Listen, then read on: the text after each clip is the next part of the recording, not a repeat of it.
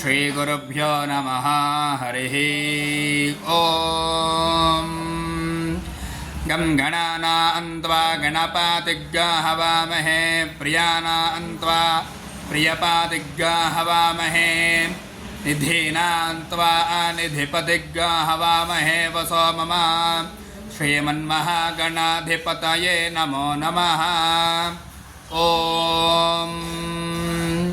पवित्रे स्थो वैष्णव्यो सवितुर्वः प्रसव उत्पूनामि अच्छिद्रेण पवित्रेण सूर्यस्य रश्मिभिः देवीरापो अग्रे गुवो अग्रे पुवः अग्र इममद्य यज्ञन्नायत सुधातै यज्ञपातं देवायुवम् युष्मा इन्द्रो वृणेत वृत्रतूर्ये योऽयमिन्द्रामवृणेद्धं वृत्रतूर्ये प्रोक्षितास्था अग्नये त्वाजिष्टं प्रोक्षां यज्ञे सोमाभ्यां त्वाजिष्टं प्रोक्षामि दैव्याय कर्माणे सन्धत्तं देवयज्ञायै यद्दोषुद्धः पराजघाने तद्वस्तच्छन्दामि।